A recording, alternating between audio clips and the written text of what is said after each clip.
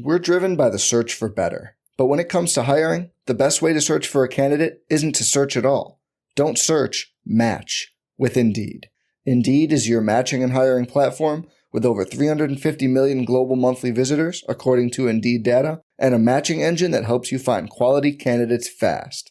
Leveraging over 140 million qualifications and preferences every day, Indeed's matching engine is constantly learning from your preferences. Join more than 3.5 million businesses worldwide that use Indeed to hire great talent fast. And listeners of this show will get a $75 sponsored job credit to get your jobs more visibility at Indeed.com/Blue Wire. Just go to Indeed.com/Blue Wire right now and support our show by saying you heard about Indeed on this podcast. Indeed.com/Blue Wire. Terms and conditions apply. Need to hire? You need Indeed. You know, what he's done in the 4 months since his first start in Arizona, see how he's changed, how he's grown, and how he's developed as a quarterback, and how the team's able to rely on him. This could be fun for a long time. It's January 2013, Seahawks at Falcons. This is Remember That Game, the podcast about sporting events that take you on a journey and maybe chart the path of the zeitgeist. I'm your host, Thomas Emerick, and my guest is John Gilbert, editor for SB Nation's Field Gulls. Done a lot of interesting work at Field Gulls, especially with like the offensive line analysis over the years for the Seahawks, and an interesting time for the Seahawks offensive line that early past decade there. And on that day, you have most of that core. You have an offense that's very much hinged on the running game, a quarterback in Russell Wilson, who's pretty well protected. Oh, absolutely. I mean, it was one of those years where it was Tom Cable's second year in Seattle. He didn't have a reputation yet as being, horrible in pass protection. He had a line that was, he had Okung at left tackle. He had Sweezy, who was his, converted defensive tackle at guard. He had Max Unger, who we all know developed into something very special, but at that time it was his, second real season at center. He had journeyman on the right side and Paul McQuiston and Bruno Giacomini. I mean, and it was, the line had shown what they could do in the second half of 2012, but I think that game was the first time that they really truly unleashed the passing attack that they absolutely had to, late in the game to, come back. But it was, it was fun for Seahawks fans to watch up until the very last. Before there was 28-3 for the Falcons, there was 27-7 in the fourth quarter. Seahawks rally back, take the lead, and Matt Ryan, with about 30 seconds left, gets the ball back, drives them ahead for the field goal. Not quite as time expired because Mike Smith called the timeout much earlier than they need to, and then Russell Wilson had his own chance to throw a Hail Mary, which was intercepted by Julio Jones. Yeah, no, it was one of those games where I was visiting my sister and I was screaming for the whole fourth quarter, and the dogs were scared and they ran out back and, sat down outside. My sister was screaming at me to be quiet so that she could take a nap. And, when the Seahawks took the lead, I was as ecstatic as could be. And then to watch, Matt Ryan, 2 plays and they get 41 yards, and all of a sudden the emotions are 360 degrees completely turned around. Just what just happened? What? And it was a game. Even though it's not on the top 10 games of the decade that NFL Throwback released, which is a YouTube channel, one of the inspirations for this podcast, they had 2 Seattle games on the list, and it wasn't this one. And can you guess what those games are? The games of the decade, I mean, I would guess one would be the Super Bowl 48, and then the other one I would guess would be the Beastquake game. No, it was the comeback against the Packers, down 19-7.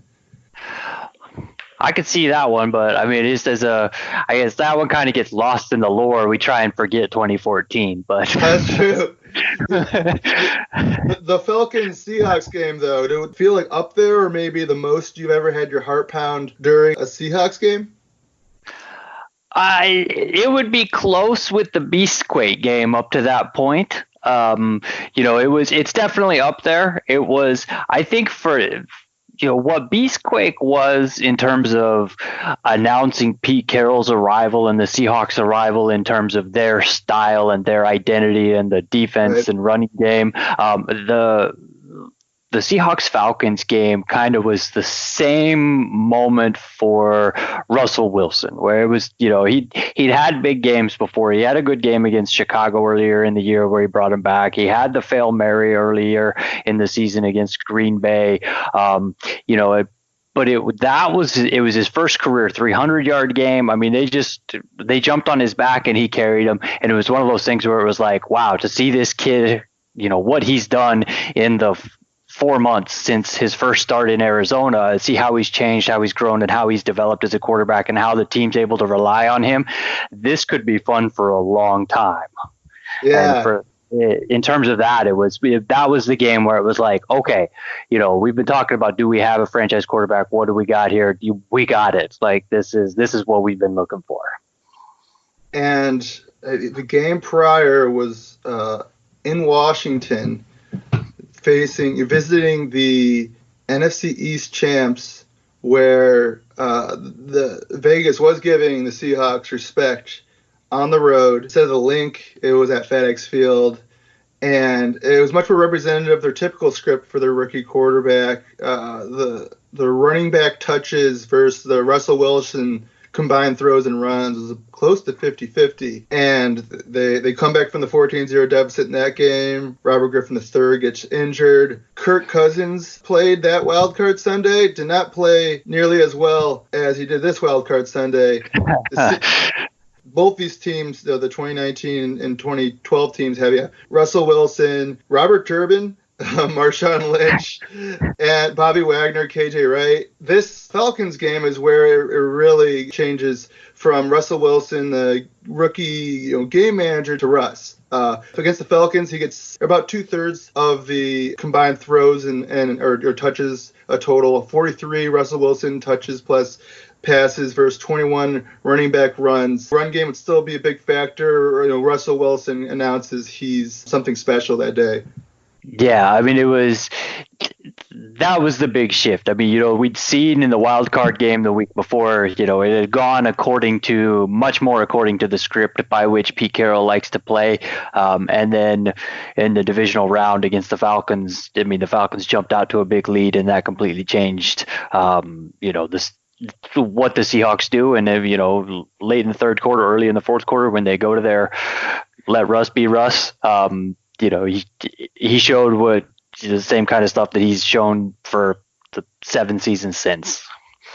And I like to throw in trivia questions that are very tough to guess and oddly specific moments, but are kind of interesting through the current lens. The Seahawks, they rush Marshawn Lynch in the goal line. Unfortunately, have the fumble against the Redskins. They end up overcoming that. In the divisional round against the Falcons, Seahawks down 20-0 going into the half, but they're in Falcons territory. At the end of the half, they get a sack on Russell Wilson. They didn't have a timeout, so the clock ran out. The drive prior, they were also in Falcons territory. They use a timeout on 4th down. Pete Carroll runs on the sideline, calls a timeout. They have 4th and 1. Turbin's on the field, not Marshawn Lynch. They call the timeout. They send in Marshawn Lynch for 4th down. They run a play. Do you remember what happens there? I do not.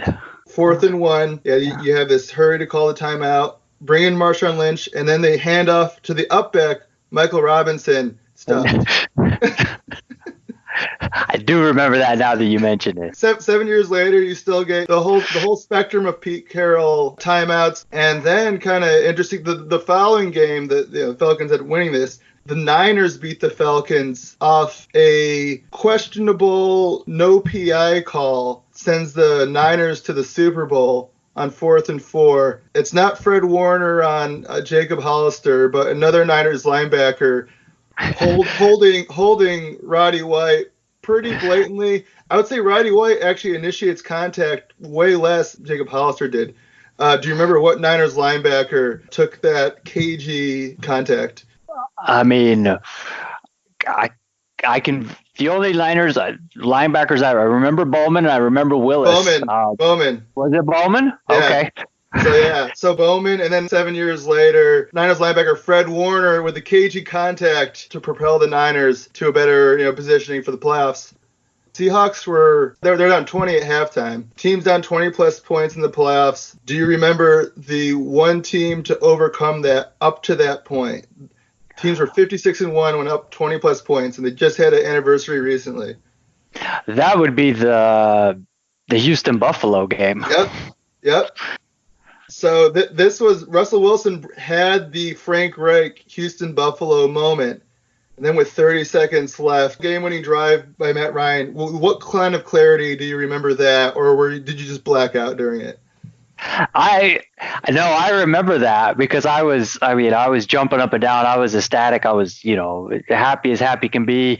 And then it was like, okay, let's go. We go into the prevent defense. All we got to do is tackle them in bounds. It's, just keep them from, getting into field goal range in 30 seconds. And then it was, boom, 20-yard pass, boom, 20-yard pass. It's like, wait, what just happened? Like, what? Now they're in field goal range. Now they're, I remember that very vividly. It was, that was that turn of events that you didn't expect. And it was just brutal. And a certain player who had never had a playoff win in his Hall of Fame career caught the pass. I think ended up going for like 19 yards, put the Falcons in position to win that field goal. He's in tears after the game. Do you remember the player that caught that pass? Absolutely, because I lived just outside of Kansas City when the Chiefs drafted Tony Gonzalez.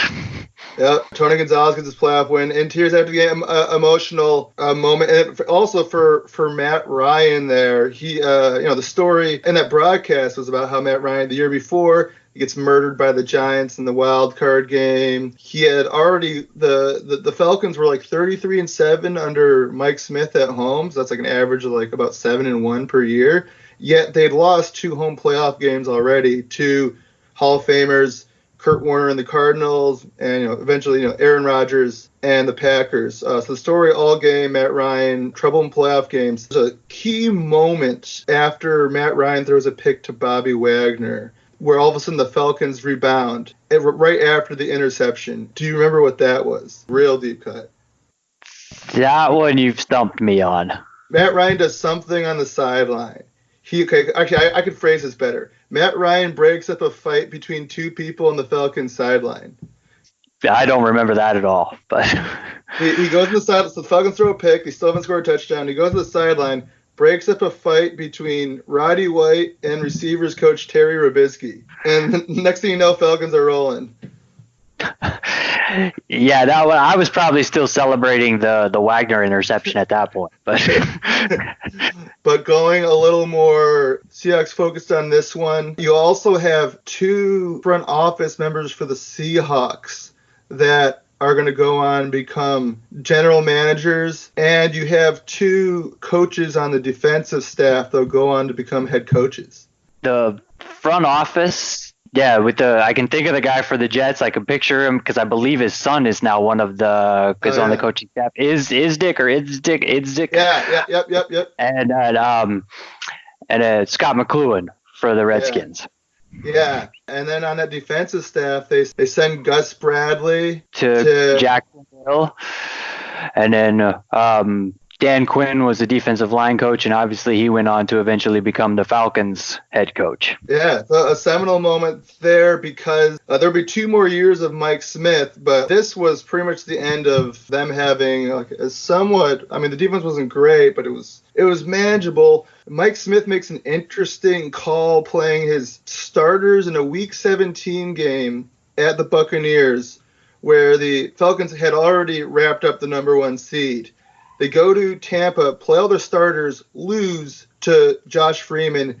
John Abraham carted off, who was basically the straw that stirred the drink with that pass rush. Asani Samuel and Dunta Robinson both exit the Week 17 game for a period injured, are rallied to play a couple weeks later. They blow a giant lead against the Seahawks here. 2 injury-marred years later, Mike Smith is out. And going into this game, this is quite a crazy turn because going into this game, Smith, I believe, was the third fastest coach to 50 wins in NFL history, behind, I think it was like George Seifert, Chuck Noll. So he's behind only two people in the midst of a dynasty as fastest to 50 wins. By wins and losses, about as successful as a coach can be at that point. They blow this lead against Russell Wilson. 2 years later, he's out, and Falcons are looking for a defensive-minded head coach. Get him from Seattle. That coaching tree and the players and the defensive style have permeated the league since 2013. No, absolutely. I mean, especially the secondary, it used to be a cornerback with long arms and, great length, good technique, was, they could pick him in the sixth round, like they did with Richard Sherman, get him late day 3. And now, those are the guys that they catch the attention of every draft pundit and analyst. It seems like where, this cornerback is projected to go day 1 or day 2. He's got 33-inch arms, and he's got the attributes that the Seahawks look for. They'll probably draft him in the second round, even though the Seahawks haven't spent a day 1 pick on a defensive back that wasn't a safety. I don't think in the 10 years that Pete Carroll and John Schneider have been there. We're driven by the search for better, but when it comes to hiring, the best way to search for a candidate isn't to search at all. Don't search, match with Indeed. Indeed is your matching and hiring platform with over 350 million global monthly visitors, according to Indeed data, and a matching engine that helps you find quality candidates fast. Leveraging over 140 million qualifications and preferences every day, Indeed's matching engine is constantly learning from your preferences. Join more than 3.5 million businesses worldwide that use Indeed to hire great talent fast. And listeners of this show will get a $75 sponsored job credit to get your jobs more visibility at Indeed.com/Blue Wire. Just go to Indeed.com/Blue Wire right now and support our show by saying you heard about Indeed on this podcast. Indeed.com/Blue Wire. Terms and conditions apply. Need to hire? You need Indeed. Yeah, even with not investing, especially in recent years, like draft capital at certain spots, other teams have emulated like kind of what they think the Seahawks did in 2012, 2013. No one has quite mastered it to that level exactly they did. Niners are kind of, with Saleh was at this game along with Chris Richard, this Falcons Seahawks game. Saleh has kind of made it his own, but no one's quite went for the full emulation and succeeded to the degree Carroll and Schneider did. And but that day, a lot of young players, which that got them to the playoffs here. I think they had the number 1 or 2 defense that year. Week 16, they routed the Niners on Sunday Night Football. Pretty shocking fashion, because the Niners had been like the toast of the division up to that point, and even through the end of the season. They had a lot of young players carrying it through. KJ Wright, I believe it was his second season. Bobby Wagner, rookie year. Cam Chancellor, Richard Sherman, Doug Baldwin, all entering their second or third years. Earl Thomas. But the Falcons succeeded at running the ball that day. And this was latter day Michael Turner. How do you remember how you felt when you saw the things Michael Turner and Jacquizz Rodgers were doing to the Falcons defense for like 2.5 quarters? It was one of those things where, Pete Carroll preaches stop the run, stop the run, stop the run. And for the first half and then into the third quarter, there was no run stopping to be seen at all. I mean, it was like you're saying, Jacquizz Rodgers and Michael Turner were both, shredding the defense. And it was disheartening because, it's like, okay, guys, we finally made it back to the playoffs. This is our second trip to the playoffs in 3 years under Carroll. After a couple of horrible 4-12 seasons in 2008, 2009, it's, East Coast, Eastern time zone game against Atlanta. We're getting, punched in the face.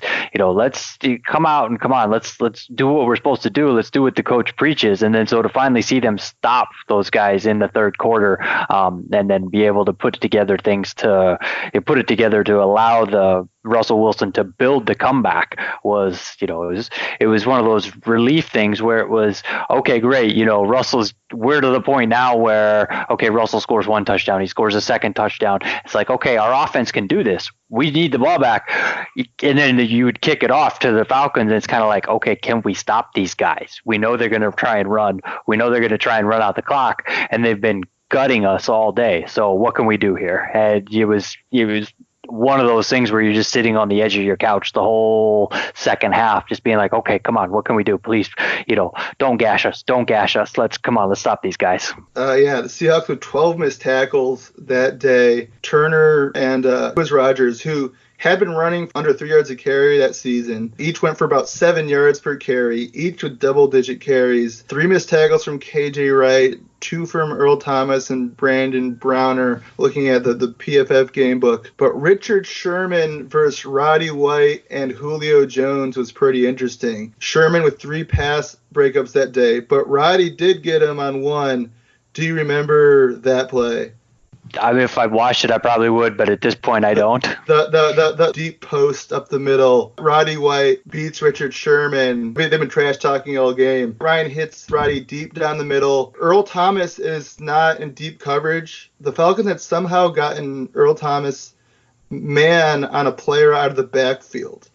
And you see Cam Chancellor trailing back, no idea if he had any coverage responsibility there deep, but Sherman covered it almost as if that deep middle was going to have something over top in the way that John Brown was covered by Stephon Gilmore in that Bills-Patriots game a few weeks ago. It's like an interesting moment. You have that defense still kind of young. Do you remember any point since Earl Thomas being in man coverage on someone out of the backfield while the deep middle seemingly cover zero? I mean, my guess would be, because with Earl, he had such great anticipation and such great speed and recovery speed, I would guess, without being able to recall the play, without, knowing the specifics, probably he was trying to jump a route. He probably saw something, thought he recognized something and was saying, oh, they might be running, whatever they're doing here. That would be my guess because, that's something that I could see Earl doing, but that, Pete Carroll's entire strategy is stop the run and don't give up the big play and make the opponent work their way down the field. And so, to see, what would be effectively a cover zero, that's kind of the last thing you expect from a Pete Carroll defense. So it's either that or Cam Chancellor was supposed to be the cover one, but he wasn't there pre-snap, I don't believe. And once the ball's in the air, he was nowhere near you expect. That was an interesting play in the early part of the Seahawks run as an all-time great defense. A couple more questions. Dive into offensive line breakdown a little bit, and you and I both like talking continuity.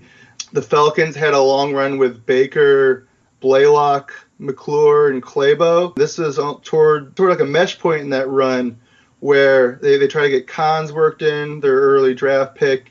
But as the Falcons kind of fell apart over the next couple of years, their offensive line kind of fell apart. That had been this rock of continuity from when Mike Smith started in 2008. The Seahawks had a good run too, as you mentioned, with Okongwu, Unger, Giacomini. James Carpenter missed this game, but he was a big part of it, especially the next year, the Super Bowl run. How do you see that Seahawks line fluctuating from this part of the Pete Carroll, Russell Wilson era and from the championship years and then into the later teens? This was kind of the foundation. That was the first season where they didn't have great continuity that year within the season, but it was kind of the core, the guys you mentioned. They had Russell Okung, Max Unger, James Carpenter at left guard, at one guard, and J.R. Sweezy at the other, and then Giacomini out at right tackle. That was in theory, the lineup for the line for 2013. Obviously, injuries kind of derailed that. And then it was after that Super Bowl win in 2013 that the line started, a piece at a time. After 2013, Giacomini left and went and signed with the Jets. And then after 2014, it was Carpenter who'd left after Justin Britt had been drafted and stuck out at right tackle. And then after Carpenter left in 2015, Britt had struggled so much at tackle, they moved him to guard. And then they tried Gary Gilliam at right tackle. And it was after the 2014 season where, after 2013 had started when Giacomini left. Then 2014, Carpenter leaves. 2015, after that season, they lost both Okung and Sweezy, and that's when the big downfall, the big slide, or the massive pressure number started in 2016. I mean, they went out and they signed Jamarcus Webb. They brought in Bradley Soul. That was kind of 2015 was kind of the end of that core and into the continuity and dysfunction, whatever you want to call it, from that was 2016 and 2017 as they were trying to build a new core of young players. If you look at the 2017 offensive line, until they traded for Dwayne Brown, I don't think there was a single offensive lineman on the roster who was over 26. I know none of the starters were. And they had the youngest, least experienced offensive line in the entire NFL. And it's, with Tom Cable leaving, being fired and, taking the job in Oakland, and then Mike Solari coming in, they've gone with a whole lot more experience. I mean, you've got Dwayne Brown at left tackle, Mike Upadia at left guard.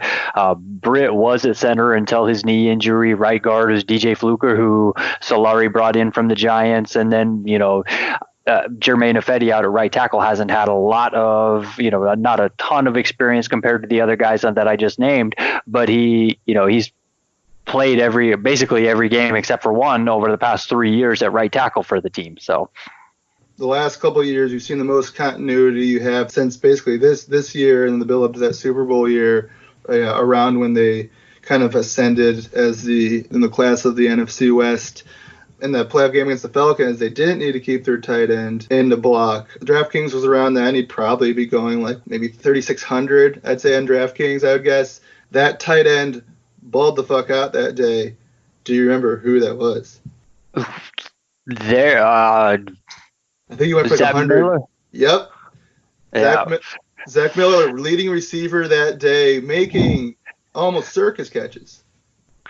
Well, it had circus catches, and it was the image that sticks in my mind with Miller from that game is that, I mean, Miller is just as lead-footed and slow as, basically at the very bottom end of athleticism for a tight end, if I'm going to put it in a polite way.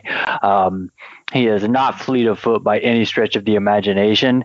And my big memory, the one thing when I think of that game, I think of him. He caught a pass and turned and ran, and I mean, it felt like he ran forever, and he must have had 10 yards after the catch. It's just one of those things where he had phenomenal hands. He was a phenomenal blocker, and if he had any more foot speed than he did, he could have been in the conversation every year as the, Pro Bowl, All-Pro, elite receiving tight ends. I mean, he was very good. He was in those conversations to begin with, but it was just, it was one of those things where you just wish, what could have been if he had been, if he had, foot speed and hadn't suffered the injury that he suffered that caused his career to end in his late 20s, then, he could have been one of the all-time greats at the position.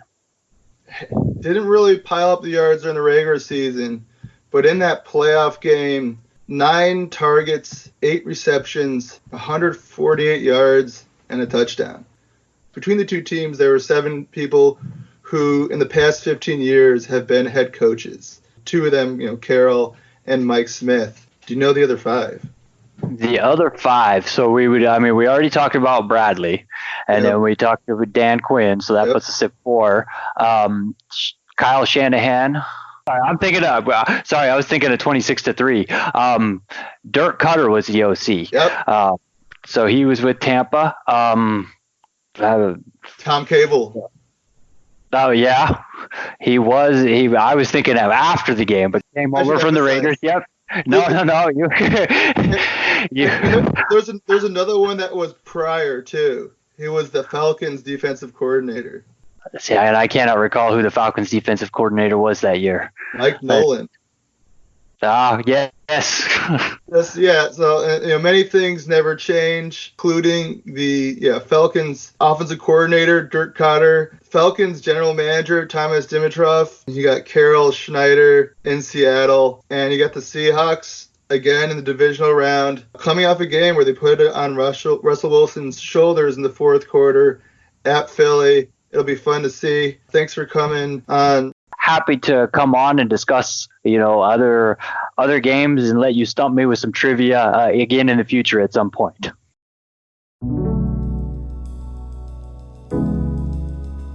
This has been another episode of Remember That Game. Please rate, review, subscribe, and check out more episodes. Spin your passion into a business with Shopify and break sales records with the world's best converting checkout. Let's hear that one more time. The world's best converting checkout. Shopify's legendary checkout makes it easier for customers to shop on your website, across social media, and everywhere in between. Now that's music to your ears. Any way you spin it, you can be a smash hit with Shopify. Start your $1 a month trial today at shopify.com/records.